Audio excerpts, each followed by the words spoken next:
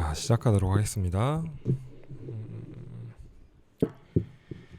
저녁 시간에는 할 곳이 54페이지 거기 마지막 문단부터 시작을 하도록 하겠습니다. 이 모든 곤경의 뿌리는 대극을 양변을 화해 불가능한 것으로 서로 철저하게 분리된 것으로 보는 우리의 경향에 있다. 예컨대 우리는 사고 파는 것과 같은 트레이드죠. 가장 단순한 대극조차 서로 분리된 두 개의 다른 사건으로 본다. 물론 사는 행위와 파는 행위는 어떤 점에선 다른 것이긴 하다. 하지만 그 둘은 결코 분리할 수 없는 것이기도 하다. 결코 분리할 수 없는 것이라는 사실이 중요하다. 누군가가 무언가를 살 때는 언제나 다른 누군가가 무언가를 판다. 그러니까 산다는 것 없이 판다는 건 존재할 수 없고 판다는 것 없이 산다는 건 존재할 수 없다는 거죠. 그리고 이 원리를 말하는 게 바로 불교에서 말하는 연기예요. 그러니까 연기는 모든 현상과 존재는 홀로 있지 못하며 다른 것들과의 관계 속에서만 있을 수 있다는 게 연기적 관점이거든. 그래서 연기를 나타낼 때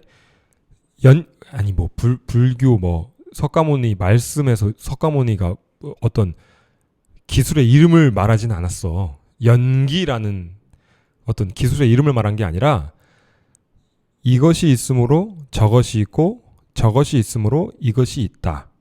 이런 말씀을 하신 거지. 쉽게 말해서. 그게 연기거든. 그러니까 우리 스스로가 분별해서 다르게 취급하고 있을 뿐이지 그런 건 관념 속에서밖에 없다. 이런 거죠. 자, 그 다음에 넘어가서 두 번째 문단의 네 번째 줄. 두 번째 문단에서 네 번째 줄 보면 자, 이렇게 볼 때 이 세상에 박 없는 안, 아래 없는 위, 패배 없는 승리, 고통 없는 쾌락, 죽음 없는 생명이란 존재하지 않는다. 아래가 없는데 위만 있어. 그거 어떻게 위라고 할 수 있겠어? 그냥 수평이지. 그런 것처럼.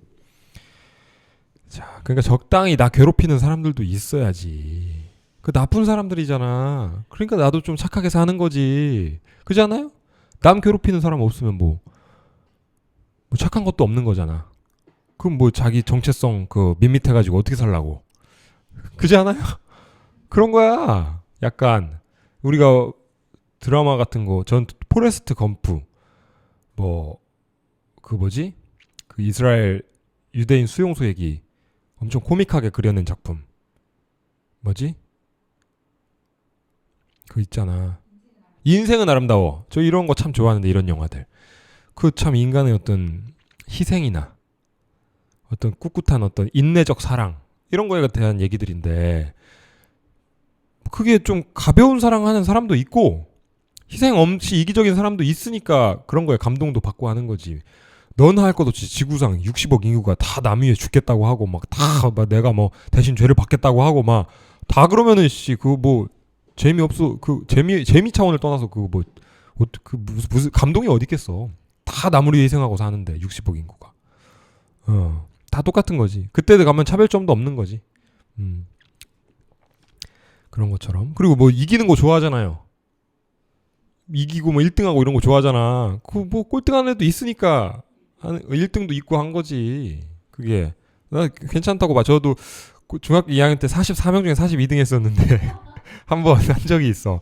중학교 2학년 때 반 44명 중에 42등을 찍어왔거든. 내 뒤로 이제 2명 애들은 진짜 시골에서 진짜 교육 못 받고 자란 애들 2명 말고 내가 거기서 이제 했는데 지금 생각해보니까 그 41등 안에 기쁘지 않았을까? 왜냐면 제가 초등학교 때 공부를 좀 잘했거든. 중학교 올라갈 때도 공부를 잘했거든. 그런 애가 갑자기 이제 42등을 해서 이제 우리 엄마 입장에서도 굉장히 화가 나는 포인트였을 텐데 그러니까 극단적이었어 항상. 할 때 하고 싶은 것만 너무 심하게 하는 거야. 지금 성공부도 지금 이것만 하잖아.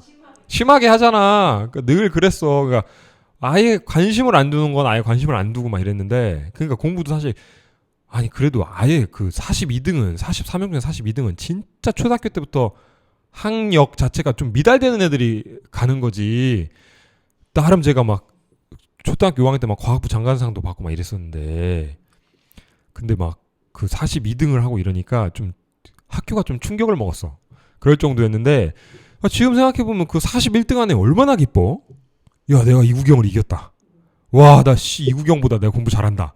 기쁘잖아. 됐어. 한잔해. 기분 좋았잖아. 뭐 그런 거죠. 그러니까 나라는 데만 갇혀 있지 않으면 기분 좋게 살 수 있다. 그리고 56페이지로 넘어가서 여기 이제 장자의 말을 좀 보죠. 이 장자, 그러니까 노장 사상 할 때 그 장자, 도교. 그러니까 이 도교에서도 도가에서도 우리랑 가르치는 바가 동일해요. 비원성에 대한 얘기를 하는 거야. 이 세상의 원리는 태극이라고 가르치잖아. 양변이지. 근데 그 태극은 어디서 나오냐? 무국에서 나온다는 거야. 무국은 무국이라는 어떤 게 아니라 극 없음이 무국이야.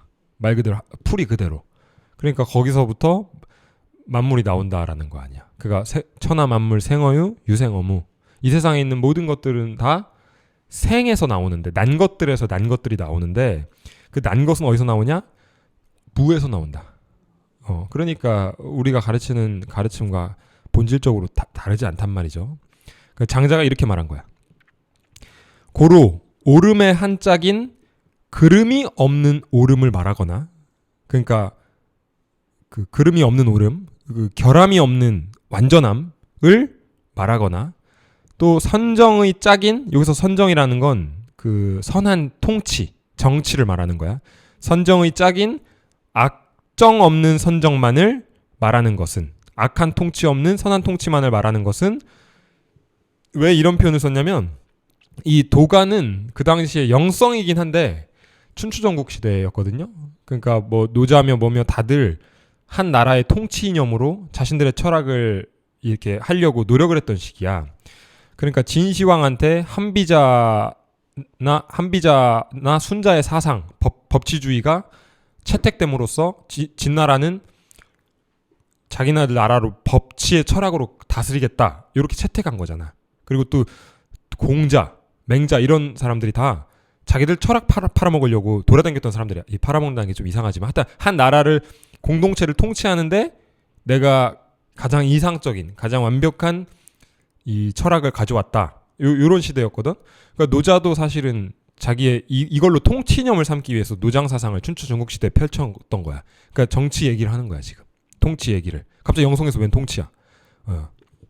선정, 그러니까 선한 통치의 짝인 악한 통치 없는 선한 통치만을 말하는 것은 우주의 위대한 원리를 모르며 무생명의 본질을 이해하지 못한다는 증거이다. 마찬가지로 땅의 존재 없이 하늘의 존재를 말하거나 양 없는 음의 원리를 말하기도 하나 그런 것은 분명 불가능한 일이다. 그럼에도 사람들은 끊임없이 그런 말을 되풀이한다. 그와 같은 사람들은 바보 멍청이거나 무례한 힘이 틀림없으리라.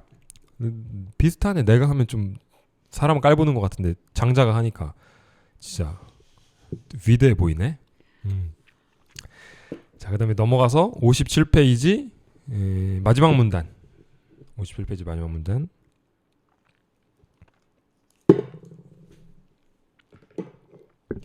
자, 대극의 일치라는 관점에서 보면 하빌이죠. 대극의 일치가. 하빌의 관점에서 보면 우리가 전적으로 분리되고 화해 불가능한 반대극이라고 생각하는 것들이 사실은 본래 하나이자 동일한 실제의, 동일한 참된 것의 상보적 측면들인 것이다. 자, 넘겨서 58페이지의 두 번째 문단 보면 이런 대극의 내적 일체성을 게슈탈트 지각이론, 이거 게슈탈트 심리학이라고 있어요. 게슈탈트 심리학보다 확연하게 설명해주는 틀도 없을 것이다. 이 게슈탈트 심리학에 따르면 게슈탈트 심리학인데 여기서 왜 지각이론이라고 하냐면은 게슈탈트 심리학이 굉장히 그 인식에 초점을 많이 맞춘 거거든. 그러니까 일종의 약간 요런 거야. 그 그림, 내 나중에 유튜브 보는 분들은 내가 나중에 그림 하나 또 넣어줄게. 저번 버페 때 제가 그림 넣은 거 봤어요? 그림 하나 넣어줬거든. 표 요번에 넣어줄게. 요 걔네들은 뭐라고 해야 될까? 막 예를 들어 여기에 이렇게 있어. 여기 보면 종근당, 액상, 마그네슘 이렇게 써 있죠. 근데 은색 글자나 흰색 글자로 써져 있잖아. 근데 여기를 아예 글자를 없애버려. 아예.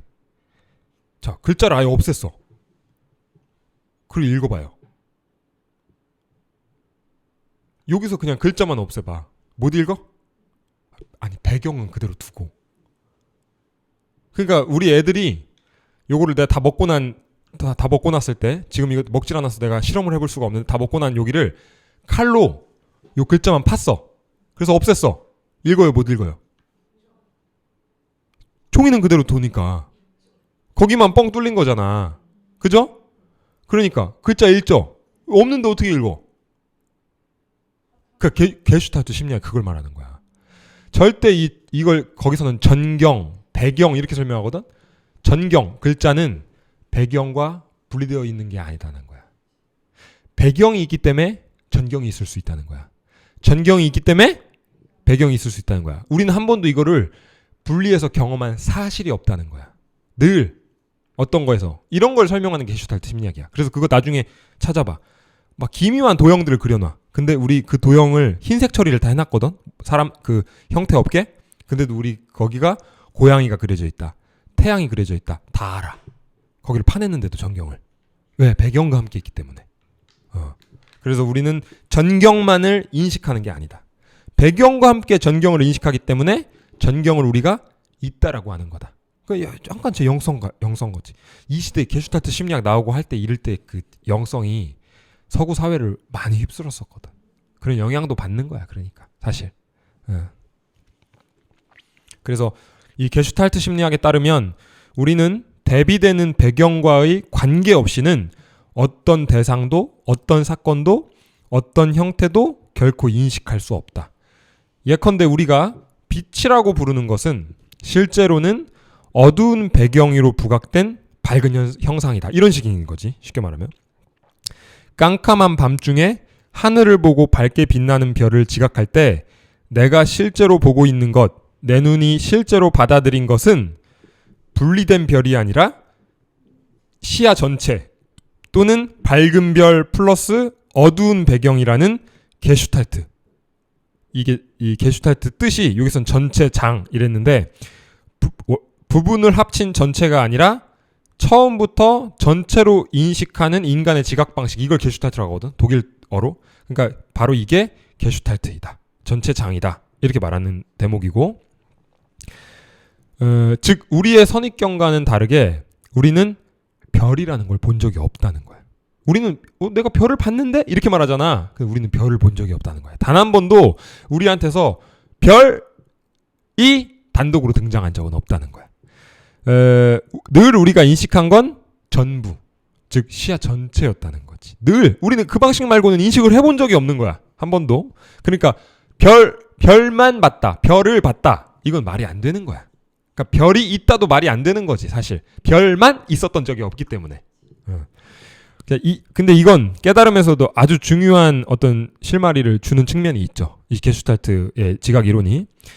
자, 우리의 선입견인 어떤 개별 대상이 우리의 선입견이잖아. 그러니까 별만 단독적으로 있다. 이런 게 우리의 선입견이란 말이야. 그러니까 우리의 선입견인 이 개별 대상들에 대한 인식을, 이 개별 대상이 있다라는 그 인식을 포기할 때 우리는 처음부터 시야 전체만이 있었음을 발견하게 되는 거지.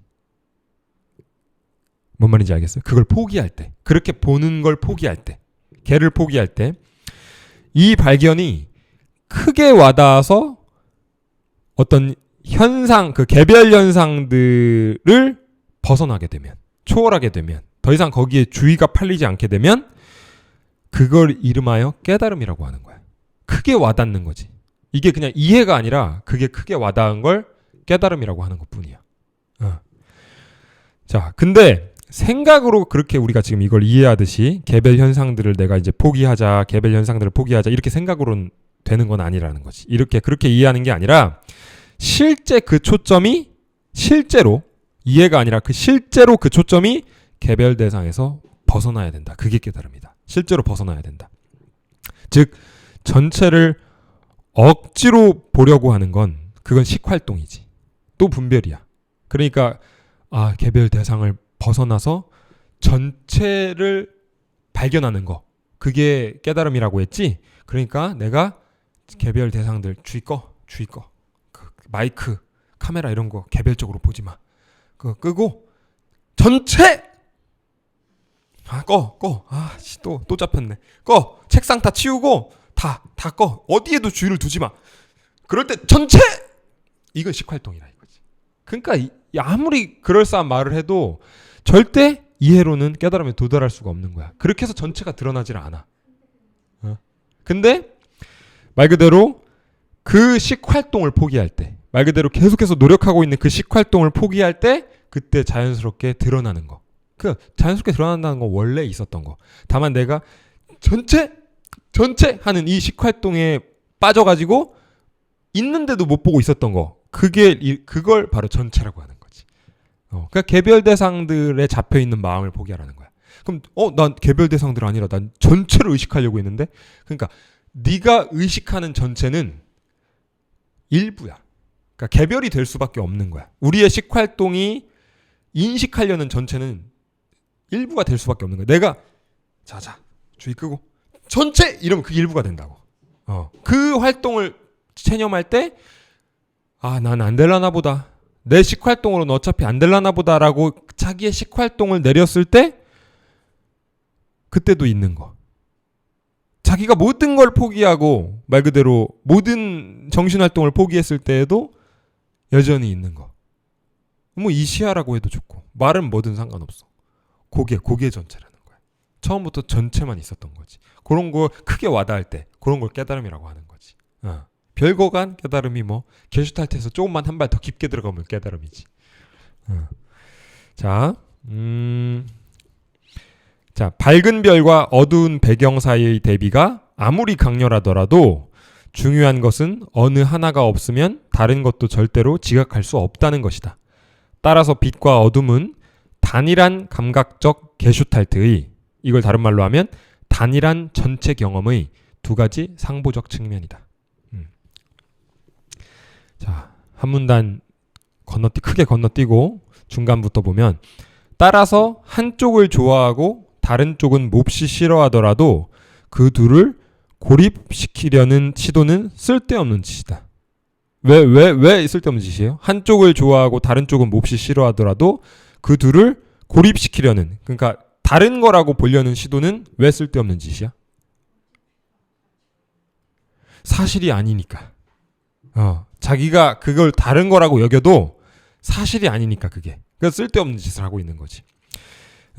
하나, 둘, 셋, 넷, 5줄 정도 건너뛰고 보면, 대립하는 양극을 떼어놓으려고 애쓰면서 소위 고통 없는 쾌락, 죽음 없는 생명, 우리가 바라는 거.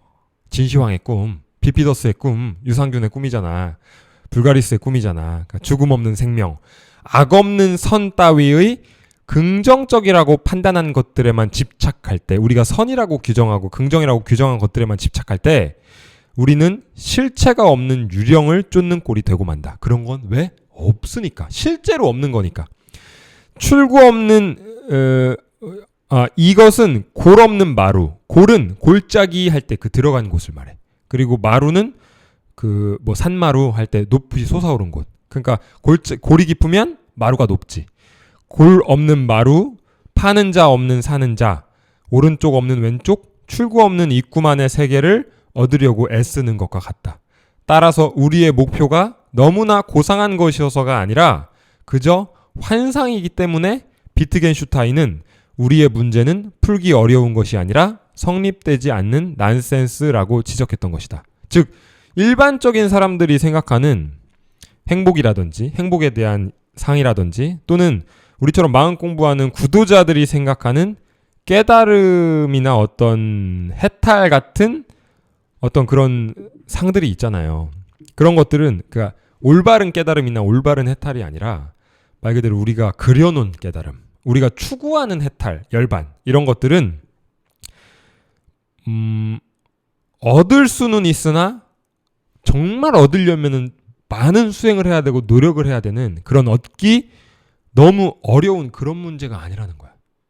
우리의 어떤 우리가 목표로 하는, 우리가 추구하는 깨달음, 해탈 또는 세상 사람들이 추구하는 어떤 행복 이런 건 정말 얻으려면은 진짜 보통 노력으로는 안 되는 그런 문제가 아니라는 거야.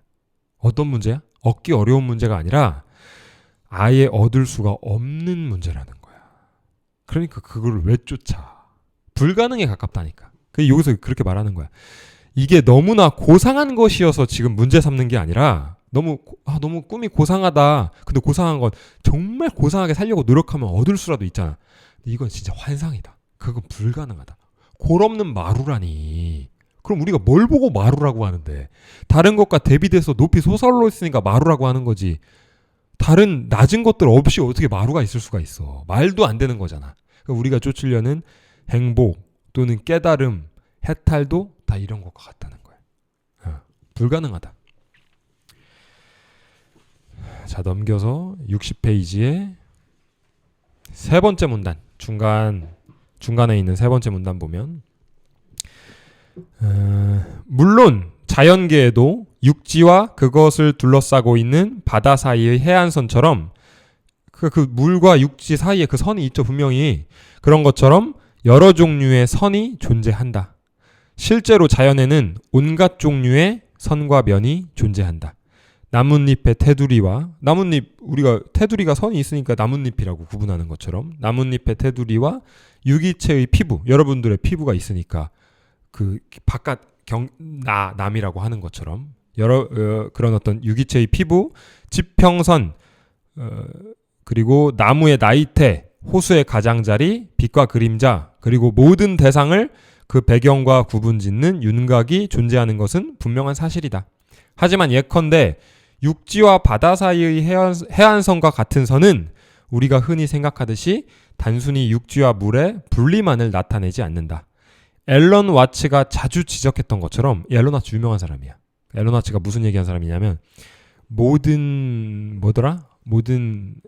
번데기들은, 애벌레들은 뭐 나비가 되기를 나비가 될 가능성을 가졌다, 이런 얘기 들어봤죠? 그 말한 사람이 앨런 와츠야. 구체적으로 생각이 안 나네. 좋은 말이야. 유동 번데기가 나비가 어쩌고 저쩌고. 그래서 요 앨런 와츠가 자주 지적했던 것처럼 소위 나누는 선들은 동시에 육지와 물이 만나는 지점을 나타낸다. 즉 그 선들은 나누고 구분하는 것만큼이나 똑같이 결합하고 통일시킨다. 그렇다면 그런 선은 경계라 부를 수 없다.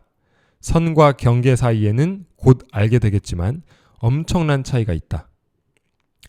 그러니까 아까 우리 이전 법회 때도 다뤘죠. 차이가 뭐야? 선과 경계 사이. 그러니까 자연에 실제로 있는 그 선과 그 다음에 인간의 어떤 인위적인 경계 사이의 차이가 저항. 그러니까 선택과 저항. 그러니까 선은, 이 자연 상태에 있는 분류는 경계, 우리의 분별처럼 반대쪽을 밀어내려 하지 않는다는 거야. 그죠? 밀어내지 않잖아. 이게 지금 이렇게 있으면 여러분들은 컵과 그 컵을 둘러싼 배경 사이에 선이 분명히 있음을 알아요. 근데 여러분들 중 그 누구도 이 컵의 안쪽이 컵의 바깥쪽을 밀어내려 한다는 느낌을 받을 수는 없을 거야. 그리고 이게 얘가 불편해 보이지도 않을 거야. 이게 되게 불편하다. 다 있어가지고 자기 선 밖의 것들과 다 있어서 되게 불편하겠다. 이런 느낌 없지? 우리는 불편하잖아. 그러니까 그런 것처럼 저항이 없다. 그리고 우리의 분별은 선택하고 자기가 선택하지 않은 영역들에 대해서 저항한다. 즉 저항이란 건 아까 말한 것처럼 반대쪽을 밀어낸다는 건 반대의 존재를 인정하지 않는다는 거야. 그러니까 존재적인 수준에서 존재 자체를 부정한다는 거야. 이건 너무 좀 너무한 거 아니야? 인간적으로? 그 인간적으로 너무하지 않은 짓을 인간적으로 우리가 하고 있는 거야. 존재까지 부정할 필요는 없잖아. 자, 이제부터 이제 말하려는 건 바로 요 만나는 지점이야. 여기 아주 중요한 거지. 자, 그 다음에 쭉 넘겨서 61페이지에 마지막 문단 보면, 자, 중요한 점은 우리가 자연 속에서 발견한 모든 선은 단지 대극을 구분짓기만 하는 것이 아니라 나눌 수 없는 일체로서 둘을 함께 묶는다는 것이다. 그러니까 여러분들이 이 컵과 이 컵의 윤곽선과 그 밖에 있는 배경을 서로 떨어뜨리려고 노력을 해보세요. 그게 안 되잖아. 만나 있잖아. 그러니까 얘네들은 편안하게 만나 있다는 거지. 묶여 있다는 거지 서로. 이 밖에 없으면 얘가 어떻게 있어. 또 얘가 없으면 밖에 어떻게 있고. 만나 있다는 거지. 연기야. 이게. 연기되는 모든 것들은 저항하지 않는다. 인간만 히스테릭함을 보인다. 가까이 오지 마세요! 이러면서. 그게 심해지면 정신병 되는 거고. 그래서 둘을 다시 말해 선은 경계가 아니라는 것이다. 저항이 없다. 거기엔 선택도 없고 정신적인 것이든 자연적인 것이든 또는 논리적인 것이든 하나의 선은 그저 나누고 구분짓기만 하는 것이 아니라 또한 묶고 결합시킨다.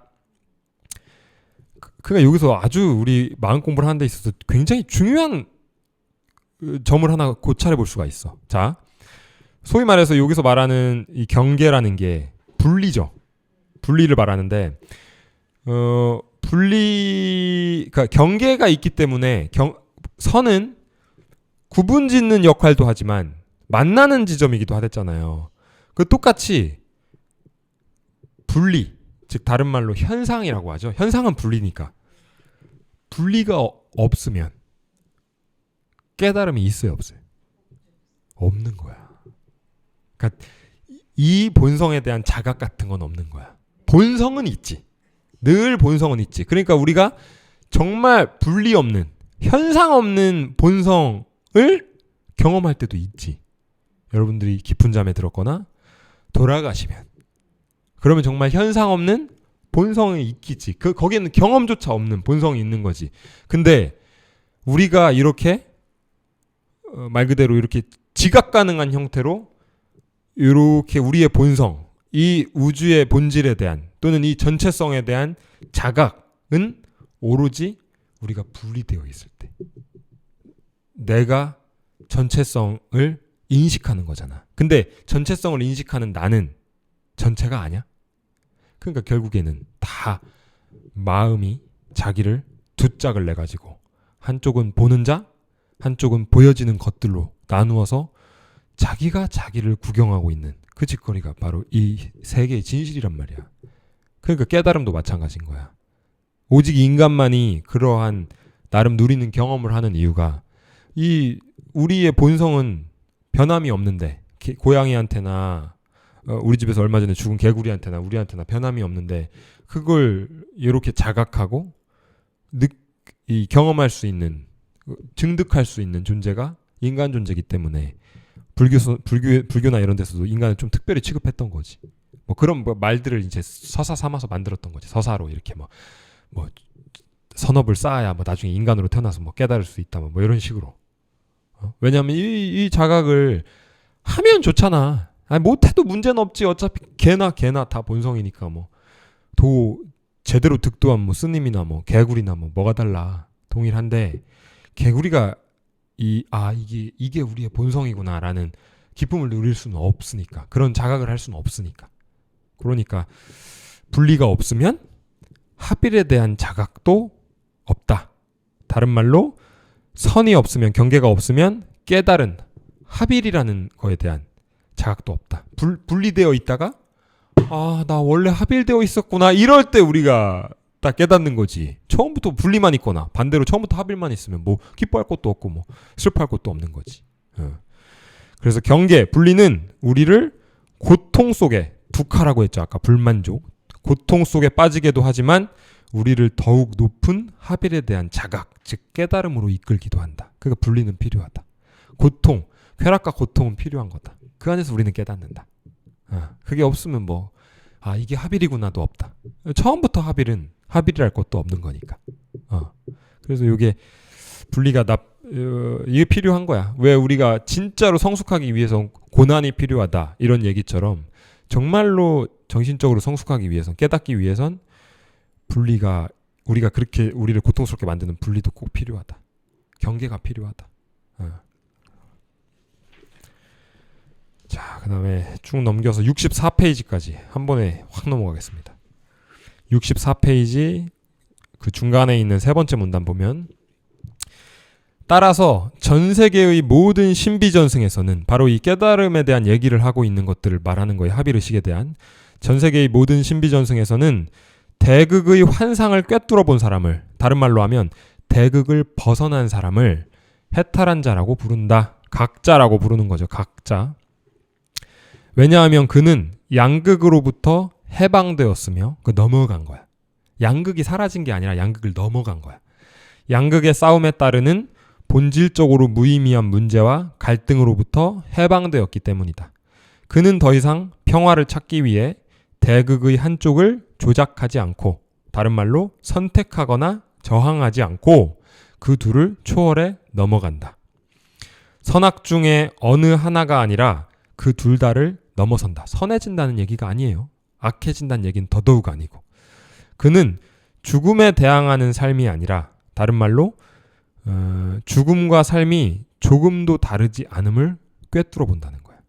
그러니까 죽음에 대항하는 게 아니라, 진시황의 꿈을 꾸는 게 아니라, 영원히 살 생각을 하는 게 아니라 죽음과 삶이 조금도 다르지 않음을 꿰뚫어 봄으로써 죽음에 떨지 않고 삶에도 호들갑 떨지 않는다. 그래서 죽음에 대항하는 삶이 아니라 그 둘을 초월하는 자각의 중심이 된다. 이렇게 되는 거죠. 죽음과 삶이 다 내 소관이로다. 이렇게 되는 거지. 나는 죽음 속에 속해진 사람 또는 삶 속에 속해진 사람이라고 여겼는데 그게 아니라 죽음과 삶이 내 속에 속해져 있었던 일인 거야. 끊임없이 변화하는. 자, 넘겨서 65페이지 두 번째 문단 보면 여기 이제 서양이니까 이런 말을 하는 거야. 대중적인 복음론자들은 망각해버렸지만, 쉽게 말해서 교회 다니는 사람들 말하는 거야. 일반적인 그냥 교회 다니는 사람들. 이걸 대중적인 복음론자 이러는 거지. 절 다니는 사람도 마찬가지야. 그냥 뭐 가서 뭐 기도나 하고 뭐 이런 사람들, 뭐 그냥 뭐 깨달으면 뭐 부처님 뭐 이런 남의 일이라고 생각하고 그냥 자기는 깨달은 사람 부처님한테 열심히 빌기나 해야지. 이런 어떤 내 마음 아시겠지? 그럼 기독교랑 하는 짓이 조금도 다르지가 않아. 기독교도 맨날 그래. 주님 제 마음 아시죠? 하면서 그 마음이 주님이다 임마. 그 네가 낸 마음이 임마. 불교도 똑같잖아. 그러니까 이런 거를 여기서는 서양이니까 대중적인 복음론자라고 했지만 그냥 대중적인 종교인들은 망각해 버렸지만 양극으로부터 해방된 상태란 서구식으로 표현하면 지상에서 하늘나라를 찾아낸 것과 같다. 즉 이 서구 사회는 이 진리의 세계를 불교에선 뭐라고 해? 불국토, 정토 뭐 이렇게 말해. 근데 서구에서는 뭐라고 하냐? 하나님 나라. 그리고 영어식 표현에는 킹덤. 그걸 왕국이라고 많이 표현을 해. 그래서 그 말이야. 지상에서 하늘나라, 그 킹덤을 찾아낸 것과 같다는 거야. 그게 유대인들 입장에서 말도 안 되는 거지. 개신교인들 입장에서 말이 돼? 여기면 안 되지. 여기면은 안 되는 거지. 여기 말고 그동안 내가 열심히 헌금하고 내가 열심히 기도하고 열심히 교회 봉사한 대가로 또는 내가 미슌리다 한 대가로 아멘 한 대가로 죽은 다음에 가야 될 그 킹덤 그런 건데 갑자기 그게 여기야 임마. 나 있죠? 티켓 나 있죠? 이러고 있는데 여기야 임마. 왔어 임마. 티켓 내놔 임마. 회수하게 임마. 왔어. 잘 왔어. 여기야 임마. 여기라고 너 지금 너 그 찌질한 네 인생 있는 여기라고 엄마 잘 왔다고 엄마 여기가 킹덤이야 임마 하면은 막 받아들일 수 없는 거지. 불국토 정토를 꿈꿨던 사람이 여기야 임마 여기 하면서 앉아 새끼야 자꾸 왜 서 있어 엄마 앉아 여기야. 자 32번 훈련병 엎드려 뻗쳐 뭐 여기라고 엄마 여기 이러면 받아들일 수 없는 거지. 사실 이게 종교인들 마음에서. 근데 지금 여기라는 거야. 실제로 이 성경에 그런 얘기가 나와. 그 예수를 배척하는 유대인들이 예수한테 하나님 나라는 어느 곳에 임하시오? 어느 곳에 있어? 뭐 이런 질문을 해. 그게 덫이었어. 유대인들의 예수를 죽여버리려는 덫이었어. 왜? 만약에 이거를 조금이라도 불경스럽게 말해. 그러면은 요걸 가져다가 시비 걸어가지고 종교 재판 회부시킬 생각이었거든. 근데 예수가 진짜로 어떤 걔네들이 설정한 옵션이 있었겠지. 요렇게 대답하면 여기에 몰리겠지? 요렇게 대답하면 저기에 몰리겠지? 근데 예수가 그 양변을 넘어간 너무나 말도 안 되는 그 당시에 말도 안 되는 얘기를 해. 하나님은 사투리 좀 쓸게요. 난 이 버전은 사투리를 써야 제맛이더라. 하나님은 여 있다 할 수도 없고 저 있다 할 수도 없고 너희들 마음 안에 있느니라 이런 말을 써. 너희들 가운데 있느니라 이런 말을 써. 너희들 가운데 있느니라 이렇게 말을 해. 그러니까 이 자기들 옵션 밖의 질문이었어. 자기들이 나름 전략을 짜온 것들이 있었거든. 요렇게 말하면 요렇게 잡아족쳐야지. 저렇게 말하면 저렇게 잡아족쳐야지 했는데 전혀 뜻밖의 말. 어디 동방하늘에 있느니라 서방하늘에 있느니라 이래야 되는데 갑자기 너희들 가운데 있느니라 이러니까 갑자기 그때 당시에는 시대상적으로 멘탈이 털린 거지. 그건 동일한 말이잖아. 우리가 가르치는 가르침하고 다른가요? 동일한 얘기잖아. 너희들 마음 안에 있다 이 얘기잖아. 그러니까 그 당시에도 예수가 이제 그런 얘기를 했는데, 자, 천국이란 대중종교에서 말하는 것처럼 부정적인 요소가 하나도 없는 긍정적인 상태가 아니라 적어도 도마복음에 의하면 대립없음, 곧 비이원성이 실현된 상태이기 때문이다. 이 도마복음이라는 게 기독교 그 정경에 포함되어 있지는 않아. 정경에 포함되어 있지는 않고 약간 기독교인들 입장에서는 영지주의적 냄새가 난다. 그러니까 이 영지주의 구원에 이르게 하는 신령한 알미 있다. 그 신령한 뭔가를 알므로써 우리는 구원에 이른다. 이런 주장을 한 게 영지주의거든. 근데 이제 그거를 그 대중종교인들이 좀 오해를 한 거야. 뭐를 헤아리고 이해하면 구원받는다라고 생각했던 거야. 아니 그거는 현대에 있는 기독교 이단들이 많이 하는 짓이고, 걔네들 뭐 이 숫자를 해석하면 뭐 12만 몇천 명 요 비밀을 해석하면 구원받는다고 생각하잖아. 그거는 그런 게 옛날 기독교인들이 욕했던 영지주의고, 이 진짜 영지주의 그러니까 말 그대로 아니 하나님이 곧 알민 거지, 신령한 알민 거지, 영지인 거지. 하나님을 아는 신령한 지식이 있는 게 아니라 하나님이 곧 영지고 영지가 곧 한 거지. 영지 우리 큰 누나 이름인데 하여튼가 그러니까 이 영지 그러니까 그가 오해해가지고 나중에는 이제 기독교 사회에서 그 로마 국교회 되면서 정치적으로 밀려가지고 이단으로 이제 심판받아가지고 쫓겨났는데, 그 도마복음이 영지주의에 영향을 받았다라고 이제 얘기는 하는데 이게 참 출전이 애매해. 예수님의 제자 중에 가톨릭식으로 말하면 토마스, 그 소위 말해서 살아 돌아온 예수님한테 나 못 믿겠소. 그 옆구리에 창 찔린 자고 그것 좀 봅시다. 이래가지고 그거 보고 나서 믿었다는 의심 많은 도마 이런 걸로 유명한 애거든. 그러니까 나중에 순교했어요. 순교했는데 어디 가서 순교했냐? 인도 가서 순교했어. 인도까지 가. 그래서 실제로 인도의 어느 지역에 도마 사당이 있어. 도마를 여전히 예배드리는 그 민족이 있어. 그러니까 순교지지. 그러니까 약간 그 도마가 썼다는 복음서거든. 근데 이게 이 시대에 완전히 이게 아드바이타야. 이게 완전히 이게 대승불교야. 그러니까 그 시대에 사실 이 도마복음은 기독교인들은 뭣도 몰라. 그래가지고 오히려 기독교인들은 그냥 덮어놓고 그냥 저런 건 다 정경이 아니래 이러면서 별로 취급 안 하는 거고, 오히려 도마복음 읽고서 놀라는 건 기독교인이 아니라 선불교 하는 사람들이 놀래. 아드바이타 베단타 하는 사람들이 놀래. 약간 왜 놀라느냐면 약간 이런 포인트에서 네가 그 시대에 왜 거기서 나와 이러면서 놀라는 거야. 그 시대 이게 아마 기원 후 한 3세기 2세기경 쓰여진 걸로 돼 있거든. 그 나왔던 활자가. 근데 그게 그러면 우리나라 동아시아에 아직 대승불교 들어오지도 않았을 때야. 우리나라 막 원효대사 나올 때가 600몇 년 막 700몇 년 이때니까 육조 해능 있기도 전이야.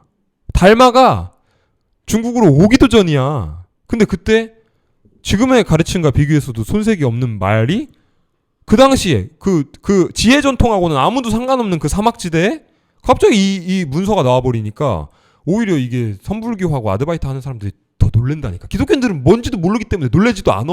그냥 뭐 이상한 얘기니까. 근데 이거 좀 아는 사람들은 네가 왜 거기서 나와? 그 시대에? 엄청 놀래. 나도 좀 놀랬고. 그 한 구절이야. 읽어드릴까요? 이게 왜 놀라는지? 그들이 예수에게 말했다. 어린아이처럼 되면 그 하나님 나라 왕국에 들어가는 겁니까? 예수가 그들에게 말했다.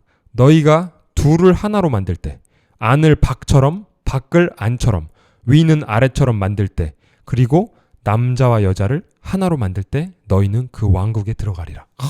이게 말이 됩니까?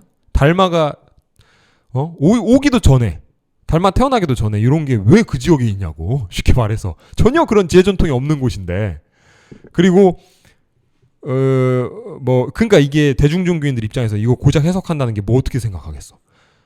남자와 여자를 하나로 만들 때 결혼해서 화목한 가정 안에서 서로를 평등하고 공평하고 사랑으로 우대하면서 종교 생활을 하면 우리가 하나님 나라에 들어간다는 거구나. 이게 대중종교인들이 해석할 수 있는 전부 아니야?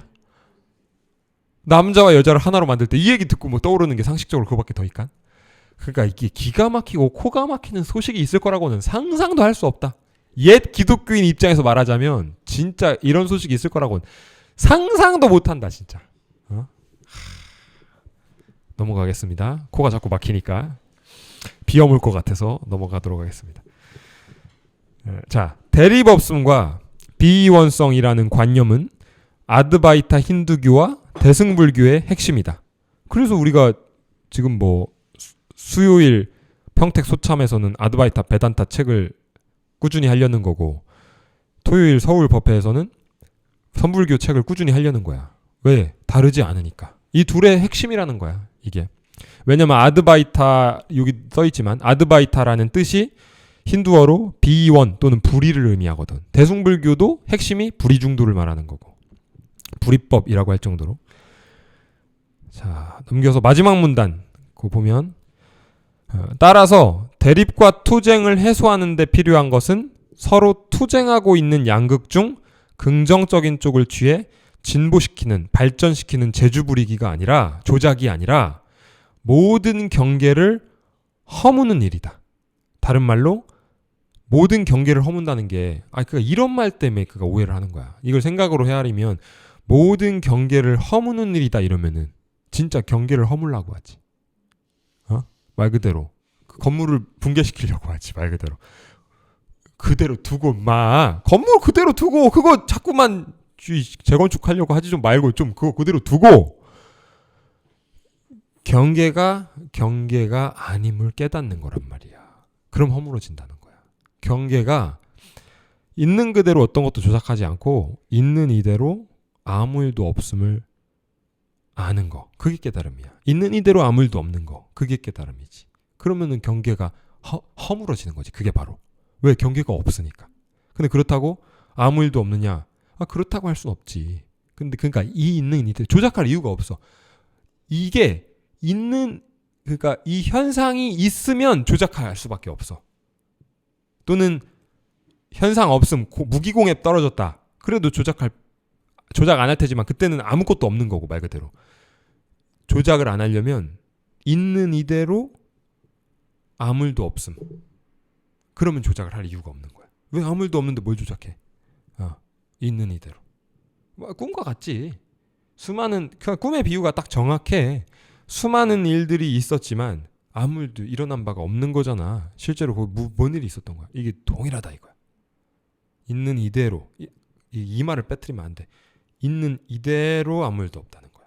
그러니까 눈길 돌리지 말라 이거야. 어디 귀신굴 들어가가지고 아무 일도 없는 거 찾지 말라는 거야. 여기서 눈길 돌리지 말고 있는 이대로 아무 일도 없다. 초점은 늘. 그래서 선 공부하는 사람들의 마음가짐은 호시우보와 같다 이러잖아. 눈 돌리지 말라는 거야. 호랑이는 앞을 정면으로 봐요. 근데 만약에 적이 먹잇감이나 경계해야 될 만한 대상이 옆에 나타나. 그럼 호랑이는 어떻게 해? 이렇게 봐.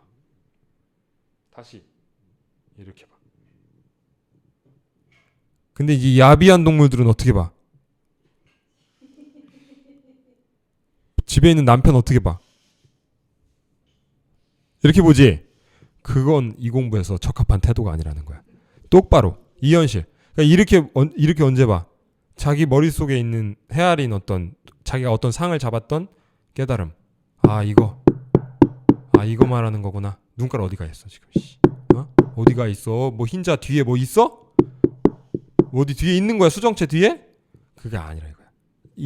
그거는 지금 아직 이 현상과 대비되는 어떤 자리를 자기가 붙잡았기 때문에 자꾸 눈 뒤쪽으로 넘어가려는 거야. 그게 아니라 눈깔 돌리지 말라는 거야. 있는 이대로. 지금 이대로 아무 일도 없다는 거야. 그러니까 호랑이 같은 눈으로 발걸음은 호랑이 같으면 안 돼. 우보, 소처럼. 눈은 똑바로, 걸음걸이는 천천히 꾸준히. 그게 성공부하는 사람들의 유일한 마음가짐이야. 눈 돌리지 말라 이거야. 있는 이대로.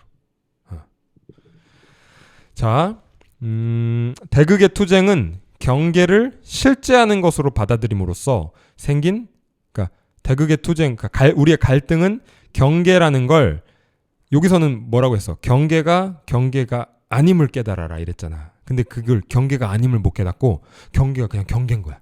실제하는 것들인 거야. 그러니까 핸드폰이 아님을 깨닫는 거잖아. 근데 그게 아니라 그냥 이게 핸드폰인 거야. 말 그대로. 그럼 그게 바로 갈등은 핸드폰을 실제하는 것으로 받아들임으로써 생긴 하나의 증상이며, 그러니까 이게 실제하는 거니까 이게 내가 이걸로 뭐 사기를 당했어. 그럼 피해 복수를 해야 되는 거지. 왜 실제하는 거니까. 그 증상을 치료하기 위해서는 경계란 본래 환상에 불과하다는 그런 일이 없다. 경계라고 할 만한 일이 없다라는 진실을 직면하지 않으면 안 된다. 그래서 깨달음이 치료약인 거야. 이게. 자, 쭉 넘겨서 67페이지 마지막 문단 보면 양극이 실은 하나였다는 사실을 알게 될 때 불화는 조화로 녹아들고 투쟁은 춤이 되며 오랜 숙적은 연인이 된다. 그렇게 되면 우리는 우주의 절반이 아니라 우주의 모든 것과 친구가 된 자리에 있게 된다. 다른 말로 경계는 없다. 그리고 그 모든 경계가 다 나이다. 이런 말인데, 나는 nothing, 아무것도 아니야. 근데 everything, 모든 것이다. 이 말이야. 우리는 우주의 절반이 아니라는 거야. 그 말은 뭐야? 이게 우주의 절반을 말하는 거야 지금. 그러니까 절반이라고 하니까 너무 이렇게 큰 지분을 띄워주는데 그게 아니라 우주의 일부. 그럼 요걸 가리키는 거지. 요건 있다? 없다. 이건 없다. 그러니까 nothing이야. 이건 없는 거야. 근데 이 전체가 나니까. 그러니까 나는 everything이다. 그러니까 나는 아무것도 아니자 모든 것이다. 이런 말을 하는 거지. 자, 그렇습니다. 여기까지만 하도록 하겠습니다. 수고하셨습니다. 네.